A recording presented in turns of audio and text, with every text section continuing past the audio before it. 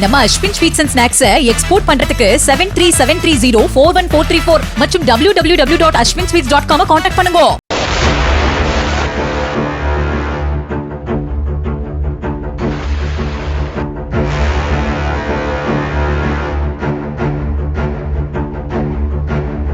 தனது நேச நாடுகளில் நடைபெறும் போர் நடவடிக்கைகளுக்கு ஆதரவு கரம் விரிக்கும் அமெரிக்கா தற்போது நேரடியாக போர்க்களத்தில் குதித்திருப்பது உலக நாடுகளை உற்று நோக்க செய்திருக்கிறது.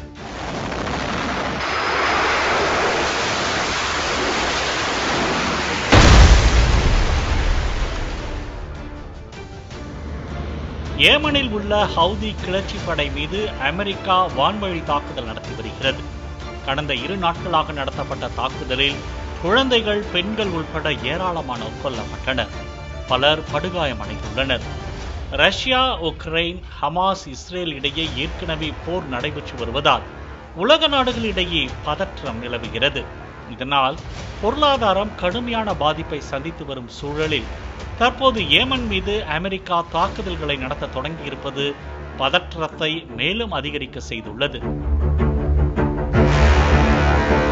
உலகின் மிகவும் பரபரப்பான வணிக போக்குவரத்து நடைபெற்று வரும் வழித்தடமாக விளங்கும் செங்கடல் தான் தற்போது அமெரிக்கா ஏமன் இடையே போர் மூல காரணமாக அமைந்திருக்கிறது.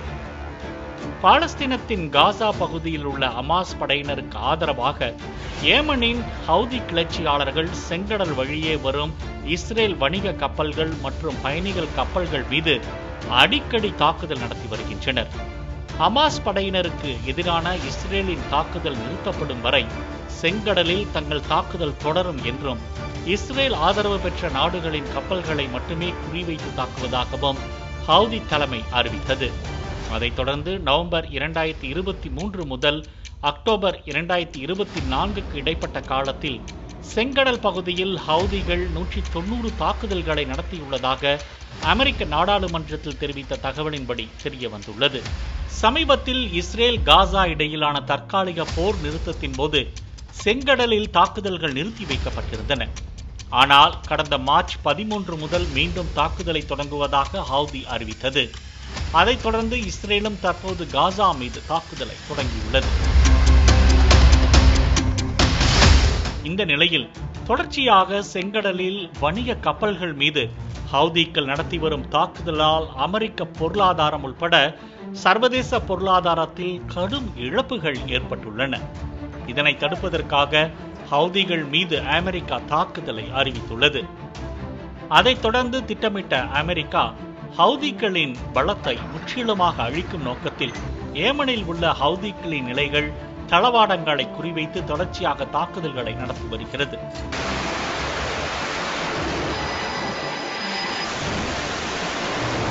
ஹவுதிகள் மீது தாக்குதல் நடத்தப்படுவது என்பது இது முதல் முறை இல்லை.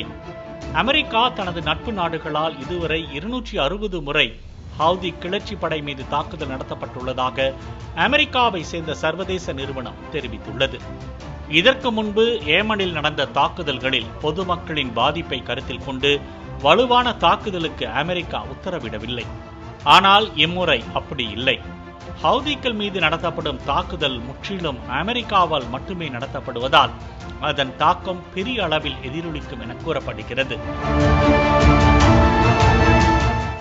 செங்கடலில் தாக்குதல் நடத்தும் ஹவுதிகளின் திறனை ஒட்டுமொத்தமாக அழிப்பதன் மூலம் சர்வதேச வணிக கப்பல் போக்குவரத்துக்கான பாதுகாப்பை மீட்டெடுக்க முடியும் என அமெரிக்கா நம்புகிறது.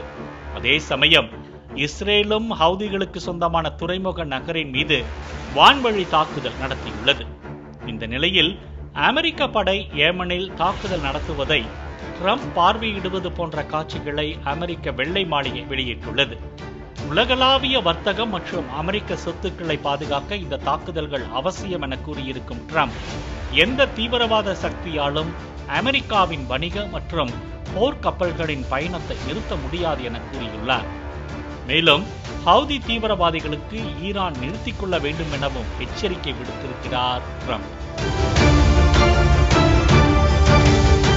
ஹவுதி குழு தலைவர்களை குறிவைத்து தாக்கி வரும் அமெரிக்கா இன்னும் சில வாரங்களுக்கு ஏமனில் தாக்குதல்கள் தொடர திட்டமிட்டிருப்பதாகவும் கூறப்படுகிறது. நம்ம Ashwin sweets and snacks export பண்றதுக்கு 7373041434 மற்றும் www.ashwinsweets.com கான்டாக்ட் பண்ணுங்க.